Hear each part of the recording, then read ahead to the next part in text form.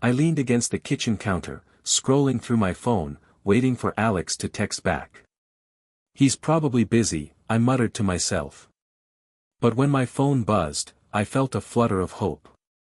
Hey, you free tonight? I typed. A few minutes later, a message popped up, sorry, got caught up at work. Maybe tomorrow? I frowned. Again. I whispered. My heart sank. Lily walked in, her brow furrowed. Everything okay? You look off. I'm fine, I said quickly, tucking my phone into my pocket. Just worried about Alex. He's been distant lately. She hesitated. Maybe he's stressed. You know how work gets. I know, I sighed. But it's every night. Last week too. And he won't tell me anything. Lily bit her lip. Maybe you're overthinking it. You always worry too much. I'm not overthinking, I snapped, then softened. I don't know. It feels like he's hiding something. She shook her head, smiling weakly. You're imagining things. He loves you. I've seen it. Her words should have comforted me, but instead, a small alarm rang inside my chest. I couldn't shake the feeling that something wasn't right. Later that evening, Alex called. Hey, babe. His voice was smooth, casual. Hey, how's work? I asked. Busy. You know how it is, he said, a little too quickly. Anyway, I'm grabbing a late dinner with the guys. Don't wait up. I forced a laugh. Okay, be safe. He hung up before I could ask anything else. My stomach twisted. The next day, Lily came over with her usual bag of groceries. She smiled, but I caught the nervous twitch of her fingers. Got some snacks for us, she said, avoiding my eyes. You okay? I asked. You seem anxious. She shrugged. Nothing. Just tired, I guess. I nodded slowly, feeling that nagging unease again. You sure it's nothing? She hesitated, then said, almost in a whisper, sometimes things aren't what they seem, you know. What do you mean? I asked, my heart thumping. She smiled, brushing it off. Nothing. Forget I said anything. I stared at her, sensing a hidden weight behind her words. But I didn't push. I wanted to trust her, needed to trust her. That night, Alex came home late, claiming traffic. I tried to ignore the doubt rising in me, telling myself I was imagining things. Hey, I said softly as he entered. Dinner's cold, but I saved you some. Thanks, he said, kissing my cheek briefly. His phone buzzed in his pocket, and he glanced at it nervously before slipping it back. I frowned. Everything okay?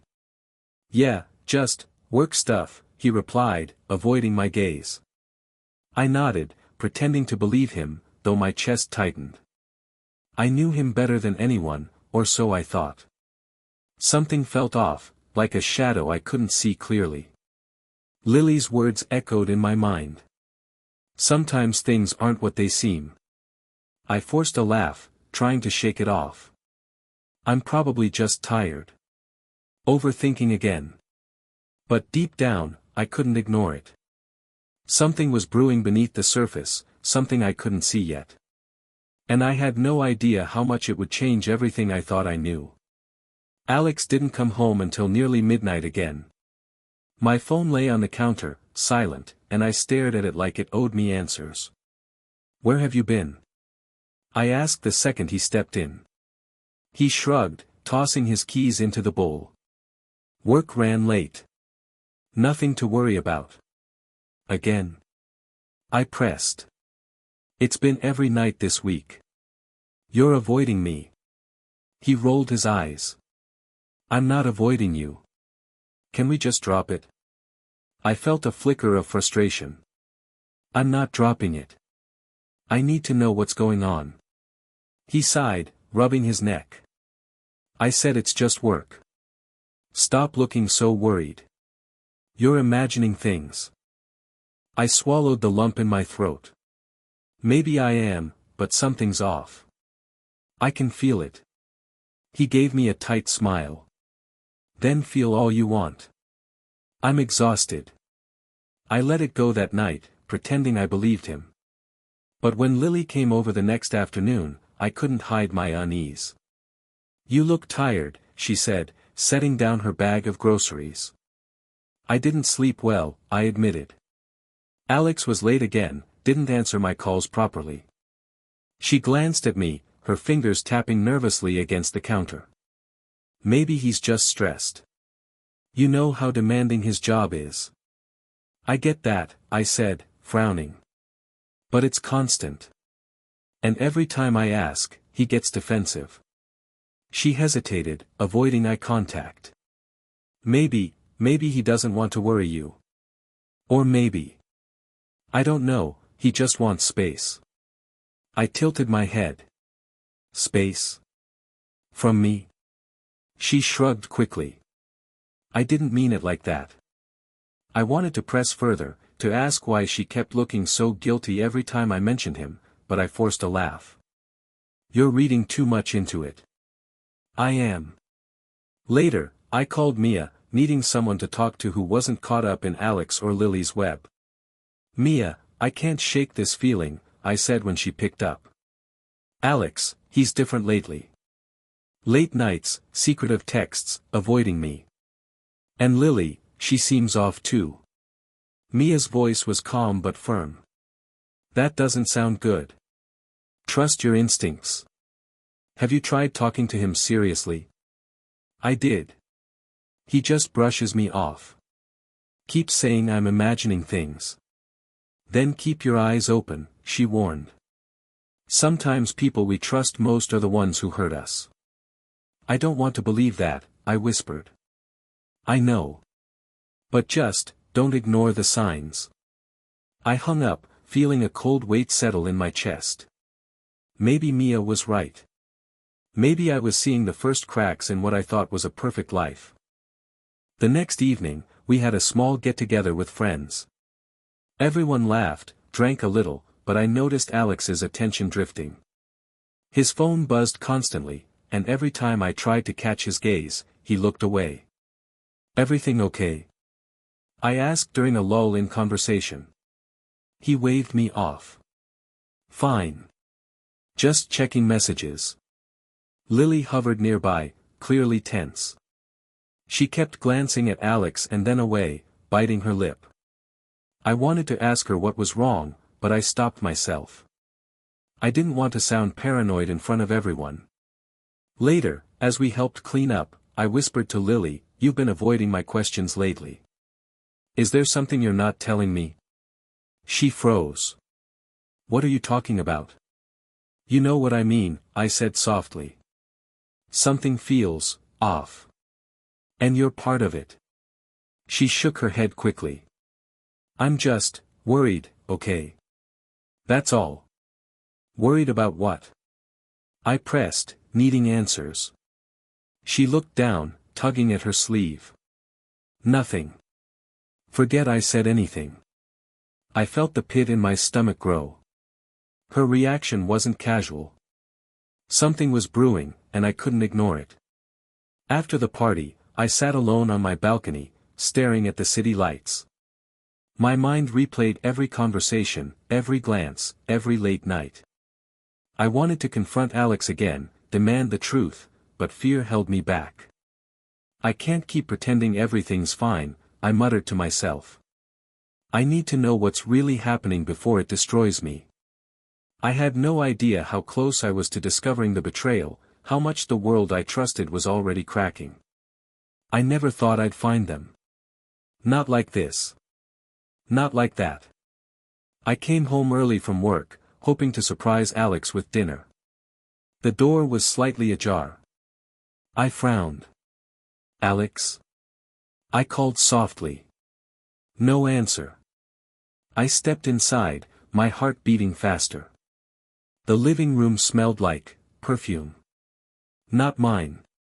My hands shook as I followed the scent. And then I saw them. Alex and Lily, wrapped in each other's arms on the couch. My chest tightened, my stomach dropped. I couldn't breathe. I tried to speak. What are you doing? My voice cracked. They froze. Alex jumped up. It's not what it looks like. Oh really? I shouted, my vision blurring with tears.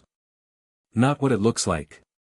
You're in my house, my best friend's supposed to be like my sister, and you, both of you, are. My words caught in my throat. Lily's face turned pale. I didn't mean for you to find out like this. Like this? I repeated, laughing bitterly. You didn't mean for me to find out? How long, Lily? How long were you lying to me? It just happened, she stammered, her eyes darting to Alex. We didn't plan it. Didn't plan it? I shook my head in disbelief.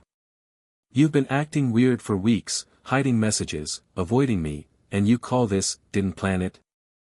Alex ran a hand through his hair. Look, I love you, okay? I messed up. It doesn't mean I don't.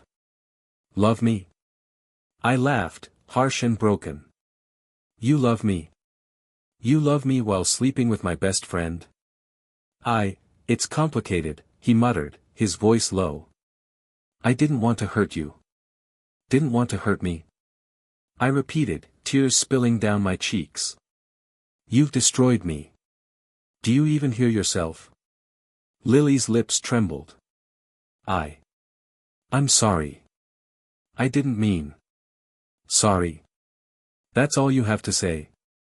I screamed, backing toward the door. Do you have any idea how this feels? How betrayed I feel. How worthless I feel. Alex stepped toward me. Please, just listen. Don't speak to me right now, I said, my voice rising. I can't even look at either of you. How could you? How could you betray me like this? Lily's voice was small, almost pleading. I never wanted to hurt you. I trusted you. I yelled, shaking my head. You were my best friend. And you just threw it all away for what? A few stolen moments? A lie you couldn't resist? Alex's jaw tightened. I didn't mean for this to happen. It just happened. Nothing just happens when it involves lies, Alex. Everything you did was deliberate. Every secret text, every late night. You think I'm blind?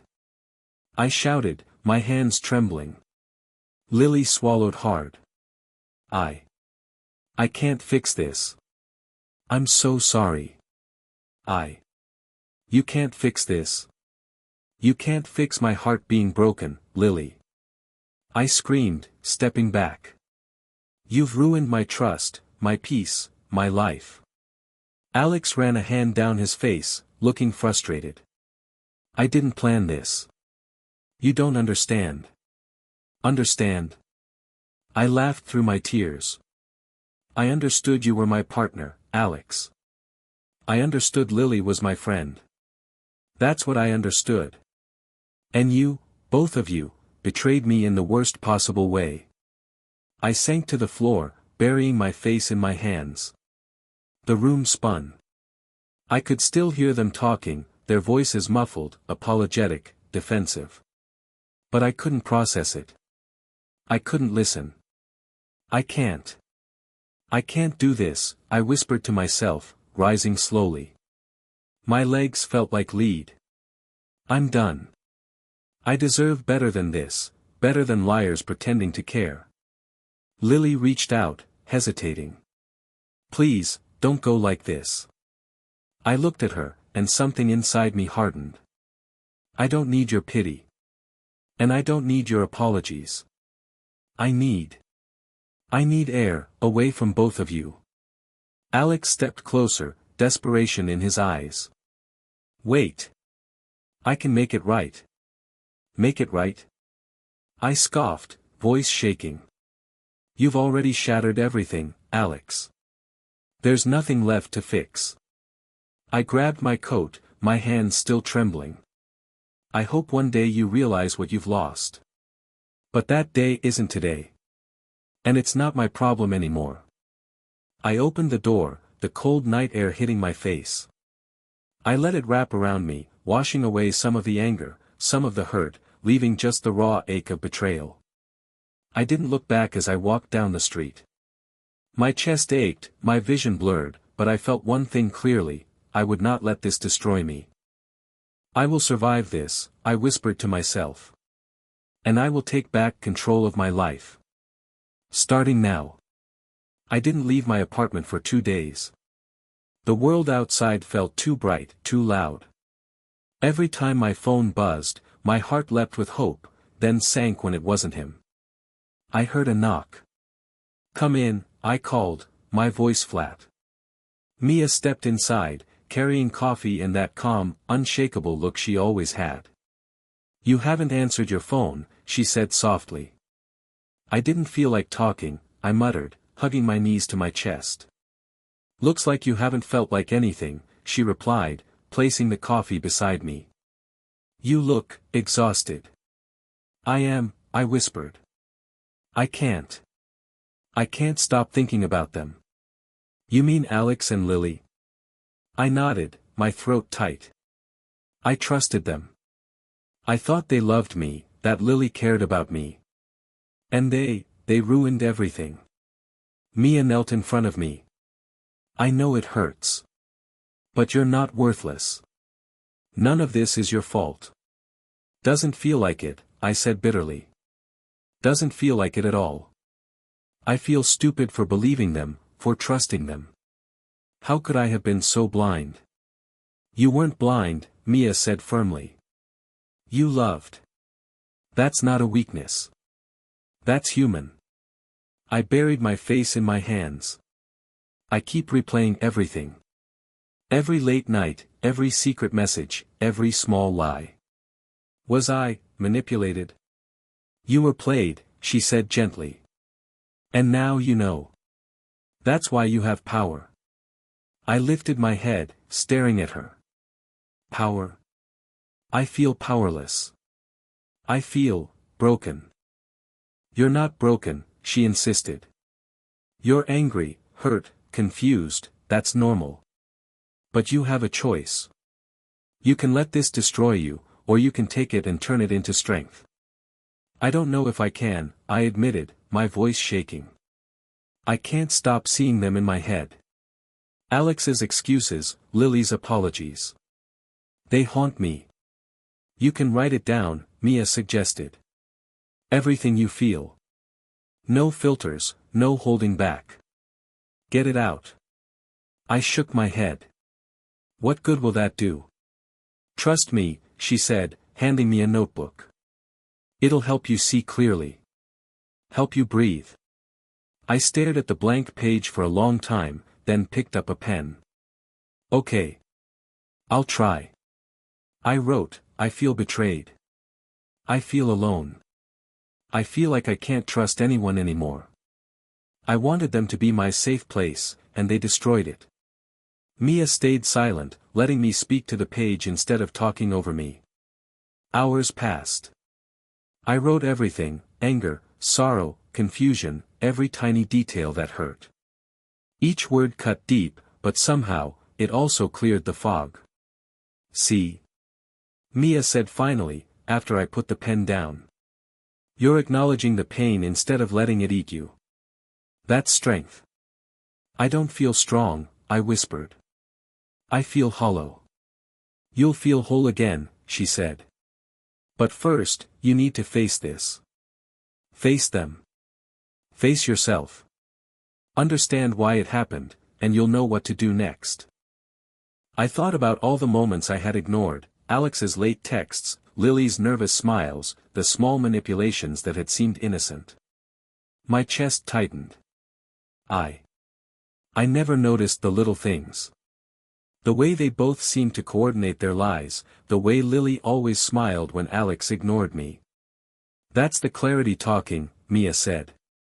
Now that you see it, you can use it. You don't have to be a victim anymore. I closed the notebook, taking a shaky breath. I want to believe that. I really do. You will, Mia said, standing. It'll take time. And you'll stumble. But you're not alone.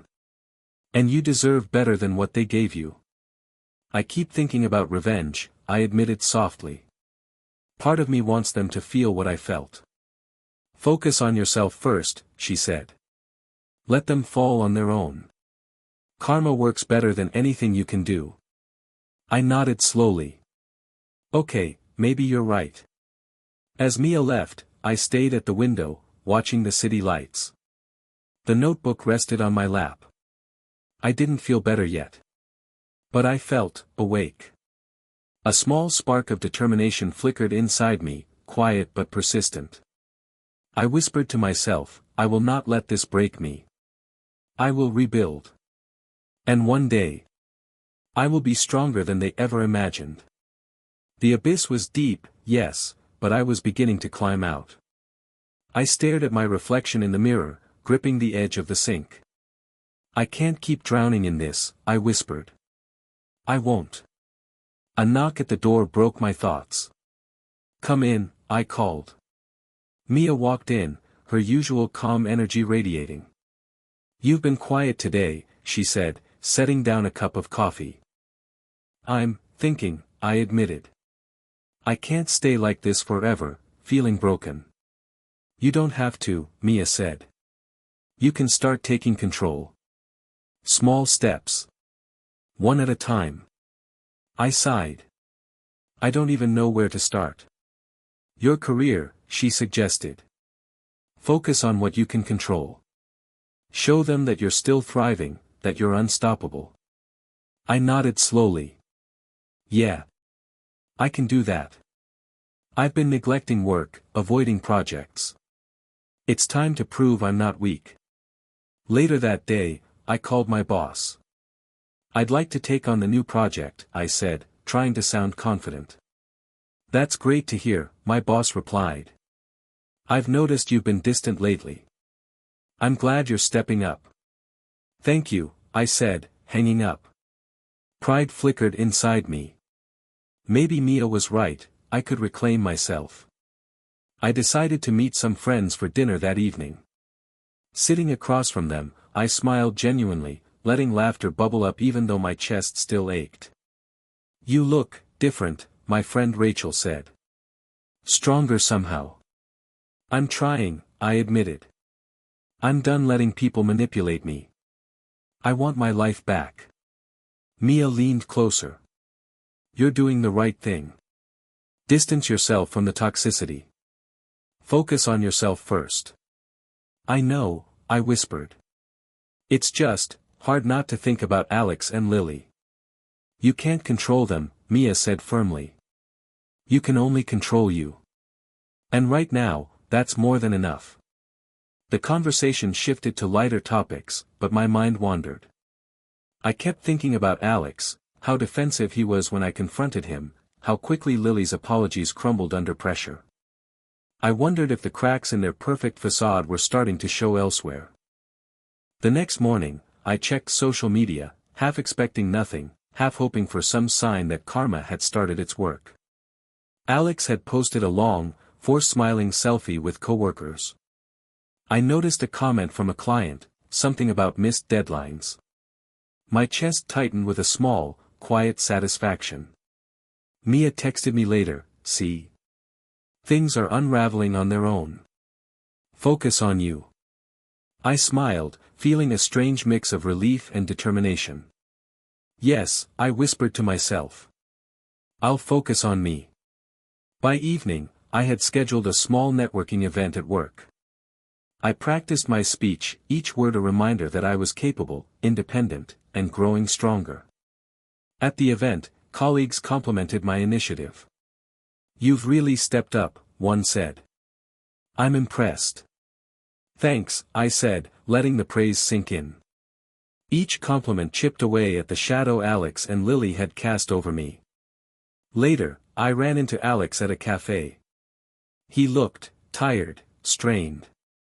"Hey," he said, forcing a smile. "Hey," I replied, my voice steady. I noticed the bags under his eyes, the slight slump of his shoulders. The arrogance that used to radiate from him seemed less certain now.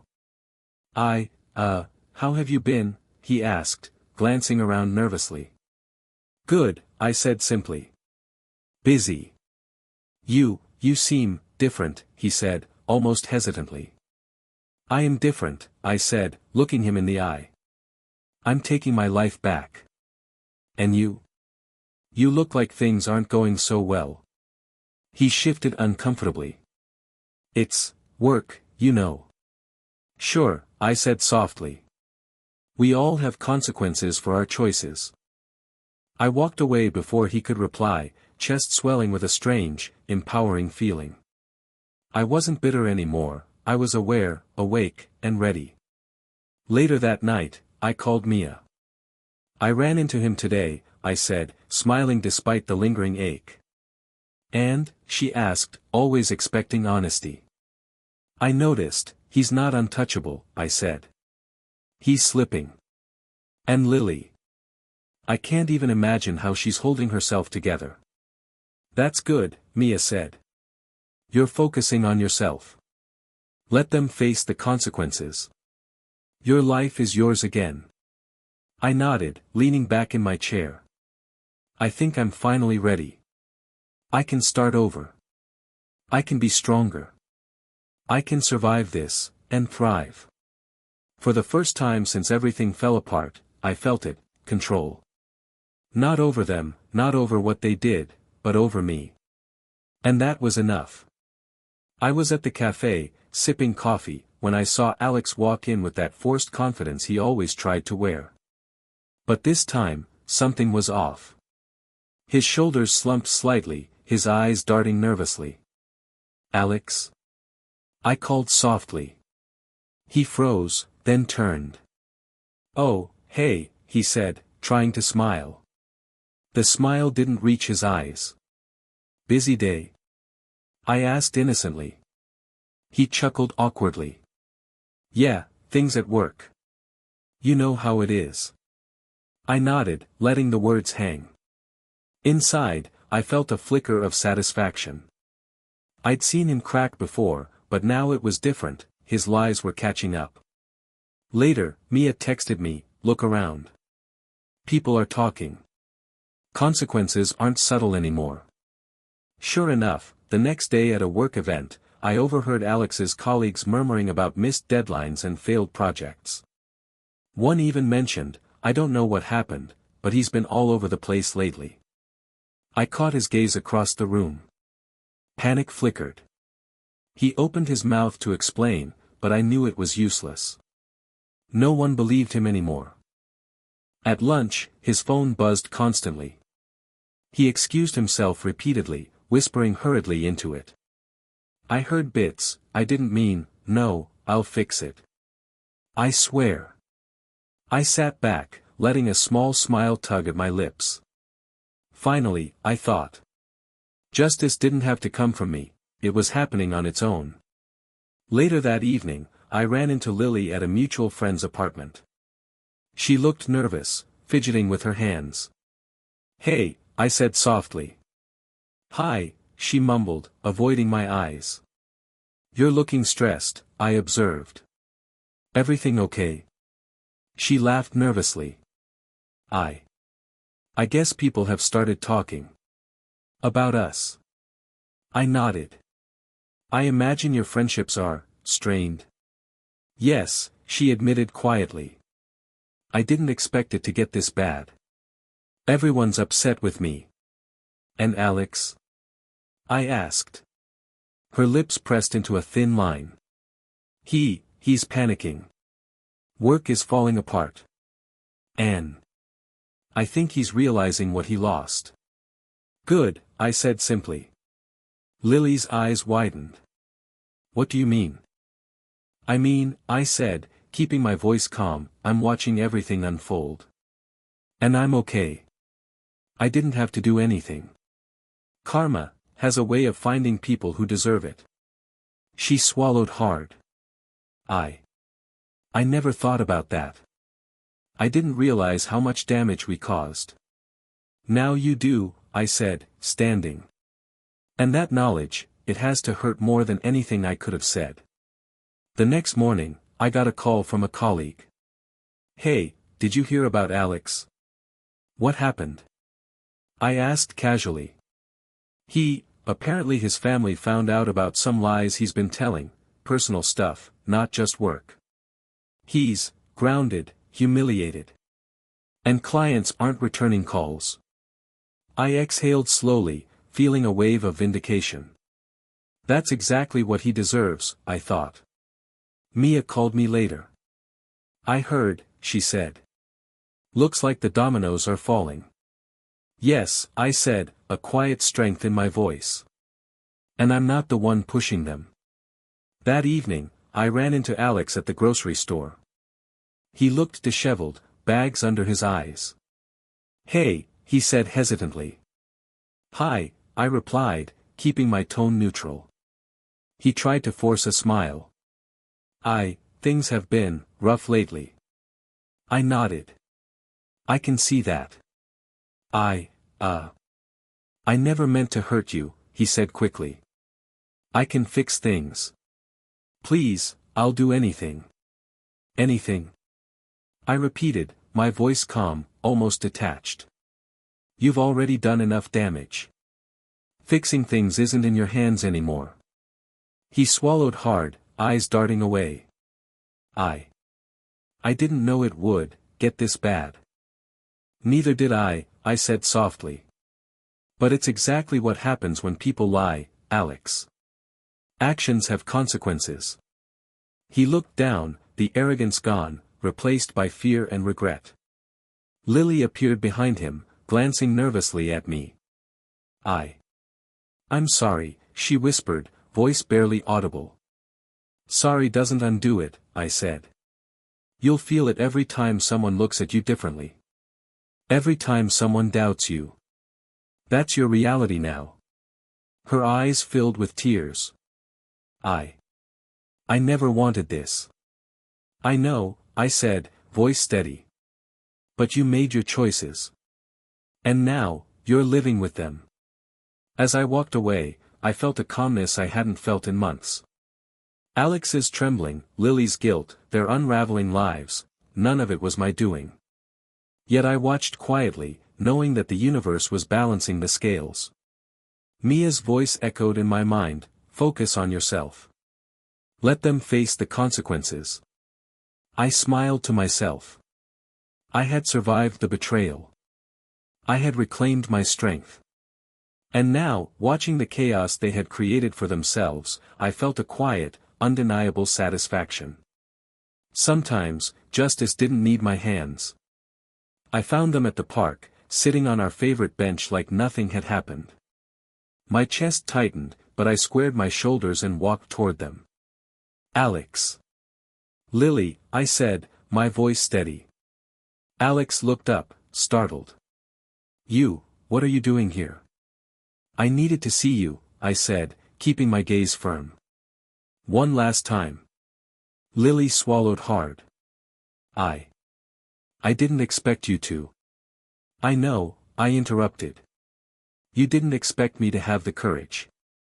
Alex shifted in his seat, avoiding my eyes. Look. No, I said sharply. Don't start with excuses. I've heard them all before. I'm not here for that. Lily flinched. You just what, Lily? I asked, my voice rising slightly. You just destroyed our friendship. You just stole my trust while pretending to care. You just let him betray me in my own home. Tears welled in her eyes. I'm sorry. I didn't mean. Don't, I said, shaking my head. I don't want empty words. I want you to understand what you've done. I want you to feel the weight of this for once. Alex finally looked at me, his expression uneasy. I didn't plan it. I never wanted to hurt you. I laughed bitterly.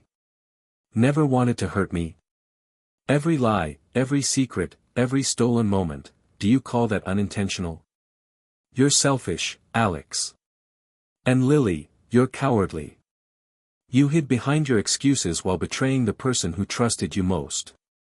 Alex started, but I cut him off. No. Not this time. I'm done listening. I've spent months crying, doubting myself, feeling worthless, all because of both of you.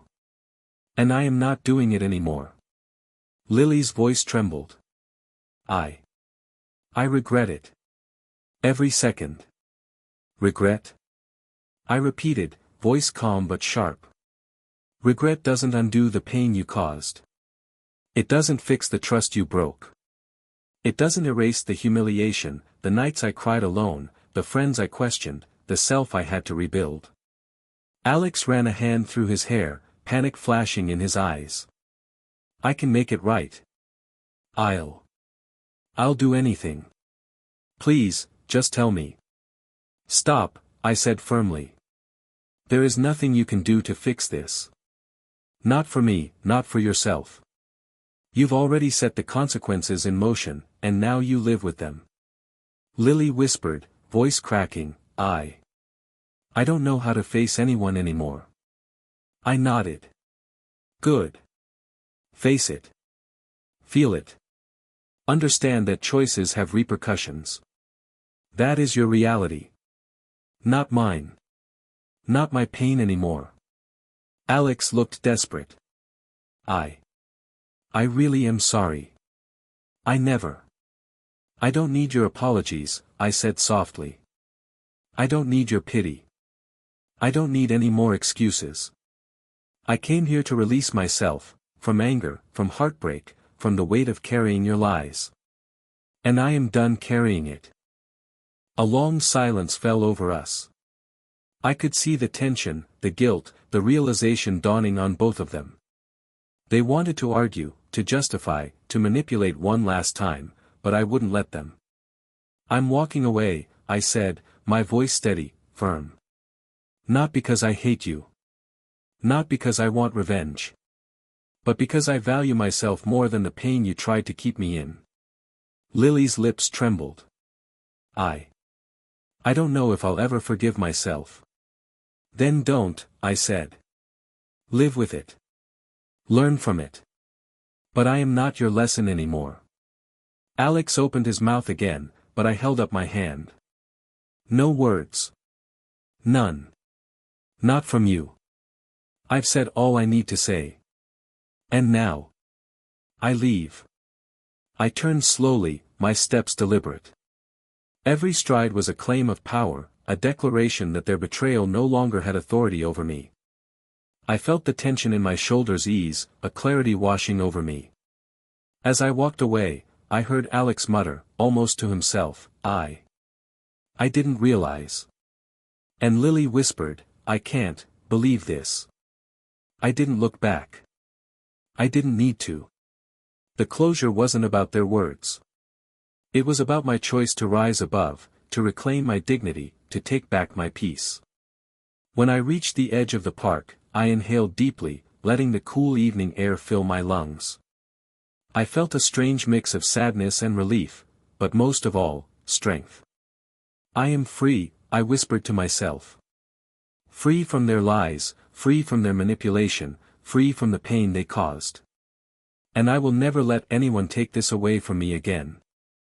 For the first time in months, I felt whole. I wasn't just surviving, I was moving forward, and nothing they did could touch me anymore. I stepped into the cafe, and for the first time in months, I felt a quiet excitement. Not about anyone else, about me. Mia. I called, spotting her waving from the corner. You look radiant, she said as I sat down. I feel it, I replied, smiling. I really do. It's like I can breathe again. You've come a long way, she said. I can see it in your eyes. I had to, I admitted. After everything. I realized I can't let anyone else dictate my happiness. I have to claim it for myself. Mia nodded. Exactly. That's what I've been saying all along. And look at you, stronger, calmer, wiser. I laughed softly. Wiser, maybe. Stronger. I'm still working on that. Working on it, she repeated, grinning. That's the right mindset. Healing isn't a sprint. It's a journey. We talked for hours, about work, friends, passions. I found myself laughing freely, sharing stories I hadn't dared to tell in months. Each word was a stitch in the fabric of my new self. Later, I ran into David, a friend from a photography class I'd recently joined. Hey, I haven't seen you here in a while. I've been busy, I said, smiling. Trying to rebuild. Rebuild? He asked, curious. Yes, I said. Life. Confidence. Friendships, mostly me.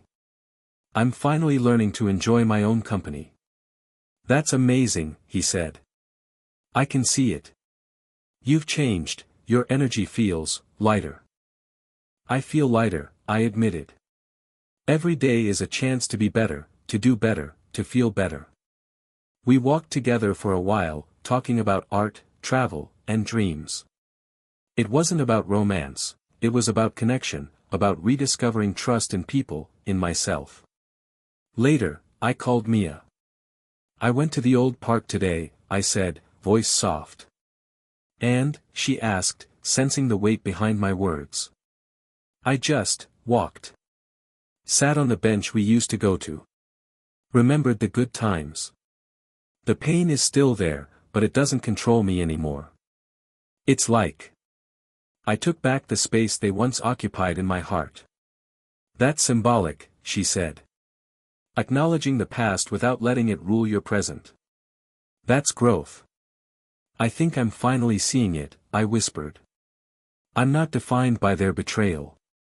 I'm defined by how I respond, by what I create, by who I become. You're inspiring, Mia said. You've turned heartbreak into self-discovery. That's powerful. I smiled, a warmth spreading through me. And I want to keep going. Not just survive, but thrive. Not just cope, but live fully. A few days later, I met with my mentor at work. You've really stepped up, he said. Your leadership, your initiative, it's impressive. Thank you, I said, feeling pride bloom inside me. I realized I can't wait for validation. I have to create my own path, earn my own confidence. You're doing exactly that, he said. Keep it up. That evening, I revisited the little bookstore Alex and I used to frequent. I ran my fingers over the spines, memories flashing through me, both good and bad. I smiled softly. Funny, I said to myself, how places can hold so much, and yet, you can walk away and still find peace. I bought a journal, this time not to pour out pain, but to document growth, dreams, goals, lessons, and gratitude. Writing each entry felt like planting seeds for the future I wanted. Later, I called Mia. I'm ready for the next chapter, I said, voice bright. I know you are, she said. You've done the hard work. Now live fully. Embrace everything waiting for you. I hung up and leaned back, letting the evening sun warm my face. For the first time in a long time, I felt whole. Independent. Resilient. Free. A soft breeze carried the sense of spring, fresh flowers, city streets, and the promise of tomorrow. I inhaled deeply. I am ready, I whispered to myself. Ready to love myself, ready to trust again, ready to live. And nothing, not betrayal, not pain, not fear, can take this away from me. I walked home slowly, savoring the quiet strength in my steps. Every laugh, every smile, every choice was proof, I had healed. I had transformed. And the best part? My story wasn't over, it was just beginning. I sat at my favorite cafe, watching people pass by, sunlight glinting off the windows. For the first time in months, I felt calm.